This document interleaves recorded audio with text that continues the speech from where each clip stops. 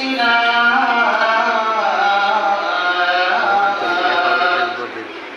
ومن سيئات أعمالنا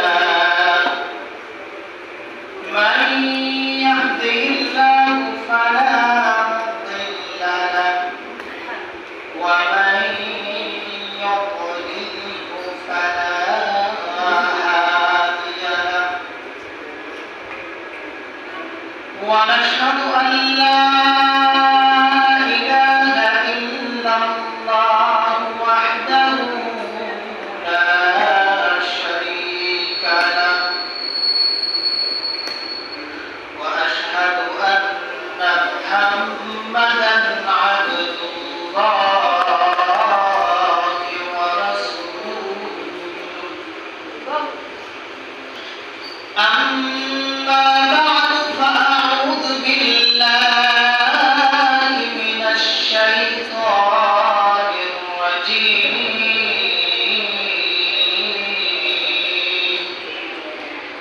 بسم الله الرحمن الرحيم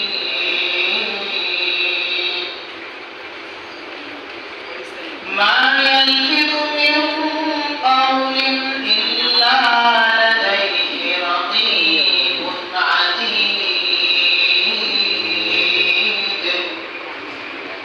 وقال النبي صلى الله عليه وسلم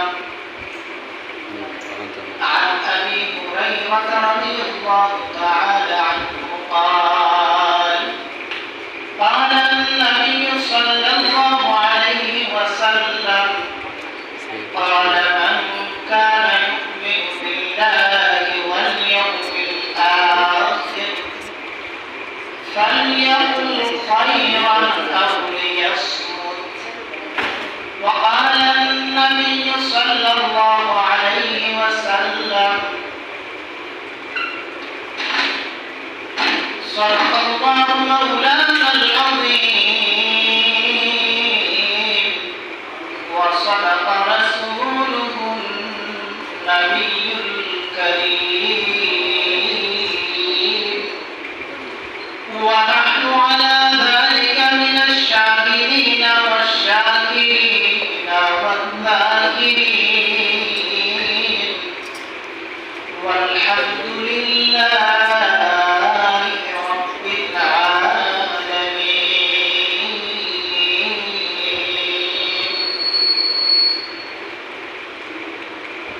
أعوذ بالله من الشيطان الرجيم إن الله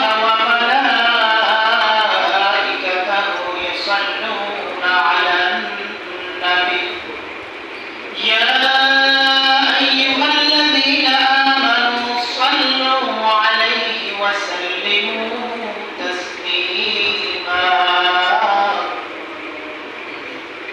صلى الله على سيدنا ومولانا محمد وعلى آله وصحابه وسلم مولاي صل وسلم دائما أبدا على حبيبك خير الخلق كلهم سبحانك لا علم لنا إلا ما علمتنا إنك أنت العليم الحكيم.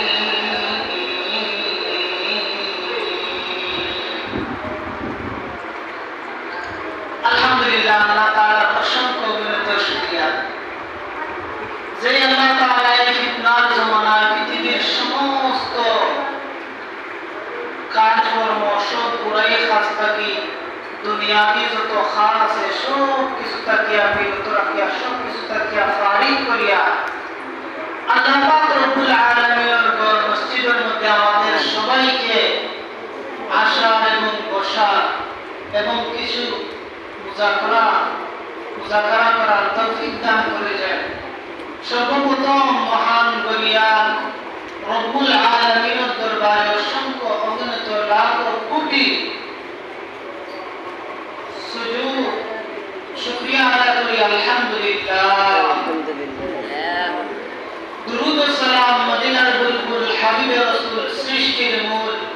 যার জন্য পাগলপুর মানবপুর মুহাম্মদুর রাসূলুল্লাহ সাল্লাল্লাহু আলাইহি ওয়াসাল্লাম। আমি খুতবার মধ্যে যে আয়াত পাঠ তেলাওয়াত করেছি গত সপ্তাহেও এই আয়াত আমি তেলাওয়াত করেছি, কিন্তু এই আয়াতের মধ্যে যে কথাগুলো রয়েছে অসম্পূর্ণ রয়ে গিয়েছে। আসলে কোরআন মাজিদ আল্লাহ তাআলার কালাম, পবিত্র কোরআন, এটা এমন একটা সাগর, এটা রহমতের বরকতের এমন একটা সাগর, যেই সাগরের তলা নেই, তলাবিহীন সাগর। তো আমি পবিত্র কোরআনের সূরা কাহফের আয়াত তেলাওয়াত করেছি।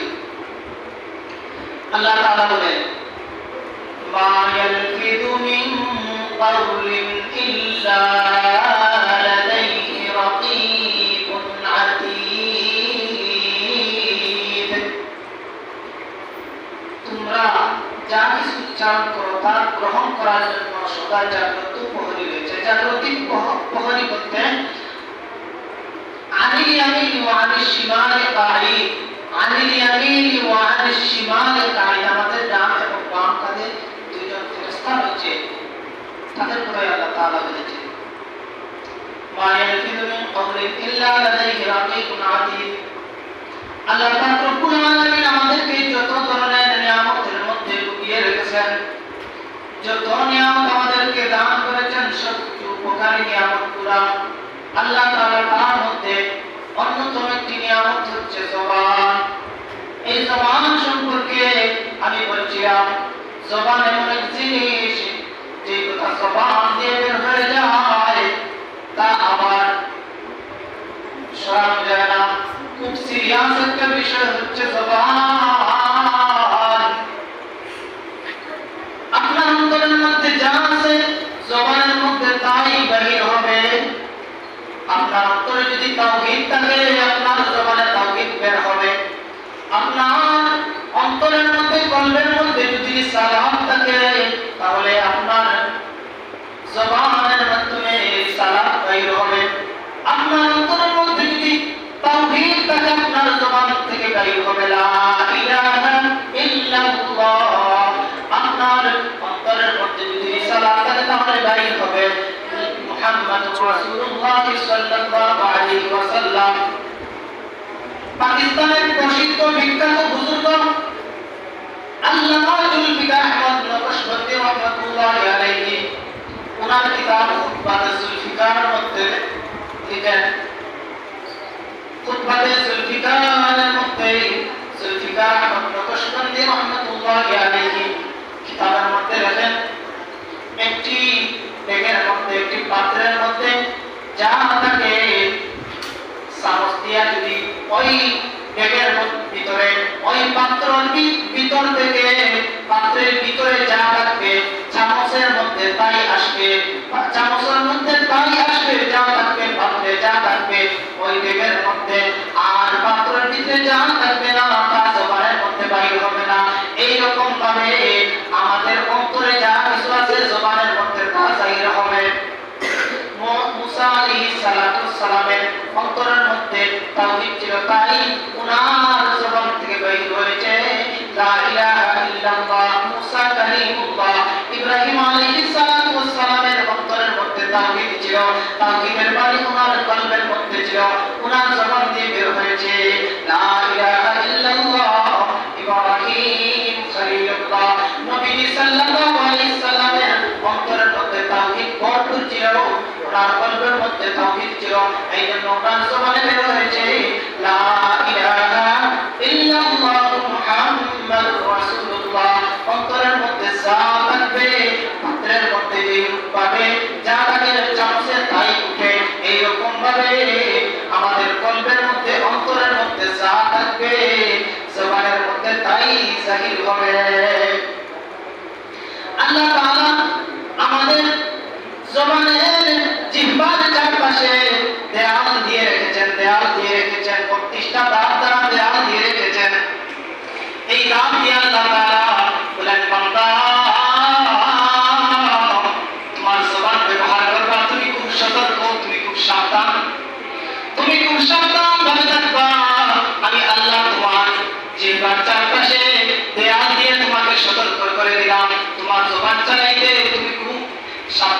তোমরা খুব সতর্ক থাকবা। তাই জুলফিকার আহমদ বক্তব্য বলেন, পাত্রের মধ্যে যা আছে চামচের মধ্যে তাই উঠবে। জবান দ্বারা আমরা যত ধরনের গুনাহ করি তার মধ্যে সিরিয়াস একটি হচ্ছে গীবত। গীবত হচ্ছে একটি সিরিয়াস গুনাহ। মুজাদ্দিদে মিল্লাত উপমহাদেশের শ্রেষ্ঠ বুজুর্গ আলেম আল্লামা আশরাফ আলী থানভী রাহমাতুল্লাহি আলাইহি উনি একটি চমৎকার ঘটনা বর্ণনা করেন। আমরা যত কিছু আমল করি, যত নেকির কাজ করি, যত নামাজ রোজা জিকির তাসবিহ আল্লাহ তাআলার ইবাদত বন্দেগী গোলামি করি, যত ধরনের ইবাদত করি, আমরা যদি গীবত করি তাহলে সবকিছু আমল আমাদের শেষ হয়ে যায়। গুনাহ আমাদের নেক আমলকে খেয়ে ফেলে শেষ করে দেয়। আল্লামা আশরাফ আলী থানভী রাহমাতুল্লাহি আলাইহি এরকম একটি ঘটনা আপনার কিতাবের মধ্যে বর্ণনা করেন।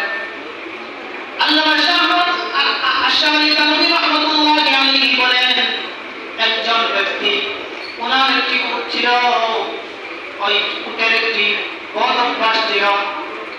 ওই উটের বদ অভ্যাস ছিল তার নিজের মালমূত্র সে তার মুখ দ্বারা তার মলমূত্র শুদ্ধ, গন্ধটা সে নিজে শুদ্ধ, এরকম একটি বদ অভ্যাস ছিল ওই উটের মধ্যে। আল্লামা আশরাফ আলী থানভী রাহমাতুল্লাহি আলাইহি বলেন, যেই ব্যক্তির এই উট ছিল ওই ব্যক্তি একদিন সফরের উদ্দেশ্যে রওনা হলো। সফরের উদ্দেশ্যে যখন ওই ব্যক্তি রওনা হলো, তখন সফরের তার রওনা দিল, কিন্তু তার উটের এই বদঅভ্যাসের কারণে সে যাইতে পারে না। যখনই তার উট মলমূত্র ত্যাগ করে তখন ওই মলমূত্র শুকতে যায়। আল্লামা আশরাফ আলী থানভী রাহমাতুল্লাহি আলাইহি বলেন, ওই ব্যক্তির একজন সফর সঙ্গী ছিল। ওই সফর সঙ্গীকে বলল, আমি যতক্ষণ পর্যন্ত সফরে থাকবো, যতক্ষণ পর্যন্ত আমি রাস্তার মধ্যে থাকবো, ততক্ষণ পর্যন্ত যখন ওই আমার এই উটটা এইরকম বদঅভ্যাস করবে, তখন তুমি তোমার যে অস্ত্র আছে ওটা দিয়ে আমার উটের মধ্যে আঘাত করবে, পিছন দিক দিয়ে আঘাত করবে, তাহলে ওই উটটি এইরকম বদঅভ্যাস করবে, মলমূত্র শুকতে যাবে না। ওই সফর সঙ্গী তার কথা অনুযায়ী এইরকম করতে লাগলো। যখন ওই উটটা মলমূত্র শুকতে যায়, গন্ধ শুকতে যায়, তখন ওই ব্যক্তি সফর সঙ্গী তার অস্ত্র দ্বারা ওই উটকে আঘাত করে। এইরকম ভাবে সফর চলতেছে এক জায়গায় গিয়ে দুইজন ব্যক্তি পৃথক হয়ে গেল, বিচ্ছিন্ন হয়ে গেল। তার সফর সঙ্গী তার থেকে সরে গেল, অন্য রাস্তা ধরলো। তখন সে অন্য রাস্তা ধরবে, তার সফর সঙ্গী বিচ্ছিন্ন হওয়ার পর তার এই বদঅভ্যাসের কারণে সে আবার পিছনে আসতে লাগলো। পিছনে আসতে আসতে সে যেই জায়গা থেকে রওনা দিয়েছে ওই জায়গায় আবার ঘুরে ফিরে আসলো। ওই জায়গায় ঘুরে ফিরে এসে যত জায়গায় সে মলমূত্র ত্যাগ করেছে ততটা জায়গার মধ্যে সে আবার শুকতে লাগলো। অর্থাৎ তার সফর আর হবে না, তার সফরটা পিছিয়ে গেল, তার রওনার সব সফর বন্ধ হয়ে গেল। আল্লামা আশরাফ আলী থানভী রাহমাতুল্লাহি আলাইহি বলেন, ওই ব্যক্তির উদাহরণ এইরকম, যেই ব্যক্তি সারা রাত ইবাদত করলো, দিন রাত নামাজ পড়লো, রোজা করলো, ইলম তলব করলো, অনেক আমল করলো, নামাজ তাসবিহ জিকির করলো, সারা রাত সে আল্লাহ তাআলার ইবাদত করলো। সকালে ঘুম থেকে উঠে যখন সে ইবাদত করা শুরু করে দেয়, ওই ব্যক্তির এইরকম ভাবে সারা সফর বন্ধ হয়ে গেল, সারা সফর বিনষ্ট হয়ে গেল, সে পিছনের দিকে চলে গেল। ওই রকম ভাবে যে ব্যক্তি সারা রাত আমল করে, সারা পুরোটা সময় সে আমলের মধ্যে কাটায়, আমলের মধ্যে সে নিয়োজিত থাকে, কিন্তু যখন ঘুম থেকে উঠে সে গীবত করে তার সমস্ত আমল ওইভাবে পিছনে যেরকম ভাবে চলে যায়, এইরকম ভাবে তার সমস্ত আমল ছত্রভঙ্গ হয়ে যায়, নষ্ট হয়ে যায়। এই বিপদের বড় ভয়াবহ পরিণতি গীবত সম্পর্কে ইমাম গাজ্জালী রাহমাতুল্লাহি আলাইহি বলা হয় ইমাম গাজ্জালী রাহমাতুল্লাহি আলাইহি আল মুরশিদুল আমিন কিতাবের মধ্যে উনি বর্ণনা করেন সর্বপ্রথম সর্বশেষ জান্নাতি কোন ব্যক্তি হবে। একবার জিজ্ঞাসা করা হলো, পয়গম্বরকে জিজ্ঞাসা করলো সর্বশেষ জান্নাতি কে হবে এবং সর্বপ্রথম জাহান্নামী ব্যক্তি কোন ব্যক্তি হবে। তখন উত্তর দেওয়া হলো সর্বশেষ জান্নাতি ওই ব্যক্তি হবে যে ব্যক্তি গীবত করেছে, অতঃপর গীবত থেকে তওবা করে মাফ চেয়ে নিয়েছে, ওই ব্যক্তি সর্বশেষ জান্নাতি। এবং সর্বপ্রথম জাহান্নামী কোন ব্যক্তি, তখন বলা হলো সর্বপ্রথম জাহান্নামী ব্যক্তি হলো যে ব্যক্তি গীবত করে। সুতরাং জবানের এই ভয়াবহতা থেকে আমাদেরকে বিরত থাকতে হবে। জবানকে চালাতে হবে আল্লাহর নাম এবং আল্লাহর হাবিব সাল্লাল্লাহু আলাইহি সাল্লামের দুরূদের মাধ্যমে আমাদের জিহ্বাকে সিক্ত রাখতে হবে। আল্লাহর জিকিরের মধ্যে আমাদের জিহ্বাকে সিক্ত রাখতে হবে। জবান বড় সিরিয়াস, যে কথা বলা হয় তা ফিরানো যায় না। এক ব্যক্তি একবার তার গরু যত বছর জন্ম নেয়, যত বছর তার বাছুর জন্ম নেয়, ততবার তার বাছুর মারা যায়। তার বাছুর চলতে লাগলো। ওই ব্যক্তি একবার সে নিয়ত করলো এবার যদি আমার বাছুর বাঁচে তাহলে বাছুর বড় হওয়ার পর আমি এই বাছুর বেচে যত টাকা আসবে তত টাকা পুরো টাকাটাই আমি মসজিদের মধ্যে দান করে দিয়ে আসবো। মান্যত করার পর আল্লাহর নামে এরকম মান্যত করার পর ওই ব্যক্তির একটি বাছুর জন্ম নিল। ওই বছর আর বাছুর মারা গেল না। তখন সে বলল হ্যাঁ হ্যাঁ আমি এরকম এটা কি মান্যত করলাম, পুরোটাই আমি আল্লাহর রাস্তায় দিয়ে মসজিদের মধ্যে দিয়ে দেব। তখন তার বিবি সাহেব বেগম সাহেবের সাথে পরামর্শ করলো আমি তো এইরকম ভাবে মান্যত করেছি, এখন আমার কি উপায়, এখন কি করা যায়। পুরোটা বাছুর আল্লাহর রাস্তায় মসজিদে দিয়ে দিতে হবে। তখন তার স্ত্রী তাকে পরামর্শ দিল তুমি যেহেতু মান্যত করেছো তোমার মান্যত পুরা করতেই হবে। তুমি একটি কাজ করো, একটি শিয়াল তুমি ধরে নিয়ে আসো। তার স্বামী তার কথা বলে একটি শিয়াল ধরে নিয়ে আসবে জঙ্গল থেকে। শিয়াল ধরে নিয়ে আসার পর স্বামীকে যাওয়া বললো আমি শিয়াল দিয়ে কি করবো, আমি তোমার কাছে চাইলাম পরামর্শ, তুমি বললা কি পরামর্শ দিল্লা আমি শিয়াল আনবো। বললো তুমি কোনো কথা বলবে না, তুমি কথা বলবে না, আমি যেভাবে বলি এইরকম ভাবে তুমি আমার কথা মতো কাজ করবা। তখন ওই ব্যক্তি স্ত্রী তার স্বামীকে বলল যাও তুমি এই শিয়াল নিয়ে যাও, সাথে গরু নিয়ে যাও, বাজারের মধ্যে বিক্রি করে আসবা, কিন্তু আমার কথা মতো বিক্রি করে আসবা। তোমার এই গরু যেটা আছে ওই গরুর দাম হচ্ছে 10,000 এবং তোমার যে শিয়াল আছে ওই শিয়ালের দাম হচ্ছে 50,000। তুমি গরু যখন বেচবা তখন এটা শর্ত দিবা গরুর সাথে শিয়ালকেও তুমি নিতে হবে। তখন ওই বেচারা বাজারের মধ্যে নিয়ে গেল। তখন ক্রেতারা এসে জিজ্ঞাসা করে আপনার গরুর দাম কেমন। ওই ব্যক্তি বলে গরুর দাম যাই হোক তার সাথে একটা শর্ত আছে, গরু যেই ব্যক্তি আমার কিনবে সাথে শিয়ালকেও খরিদ করতে হবে। তখন তারা বলল তোমার গরু এবং শিয়ালের দাম কত। ওই ব্যক্তি বলে গরু এবং শিয়ালের দাম হলো 60,000, শিয়ালের দাম হলো 50,000 এবং গরুর দাম হলো 10,000। তখন ক্রেতারা ভাবলো এই গরু তো 50-60,000 থেকে বেশি দামের হবে, সুতরাং আমি শিয়াল পথের মধ্যে ফেলে দিব এবং গরুটি নিয়ে নেব। এইরকম কথা অনুযায়ী সে তার গরু এবং শিয়াল বেঁচে আসলো। এবার বাড়িতে আসলো, বাড়িতে আসার পর স্ত্রীকে বলল আমি সব কিছু বিক্রি করে এসেছি, এখন আমাকে কি বলো।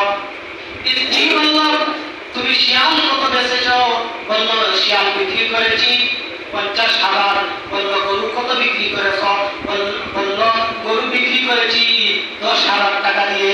স্ত্রী বলল গরু যে 10,000 টাকা দিয়ে বিক্রি করেছ এই 10,000 টাকা মসজিদে দিয়ে দাও, তোমার মান্যত পুরা করে দাও, আর 50,000 টাকা শিয়ালের টাকা তোমার কাছে রেখে দাও।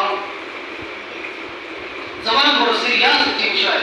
আল্লাহ তাআলা আমাদেরকে জাহান নসিব করুন, তারপর আমল করার তৌফিক দান করুন।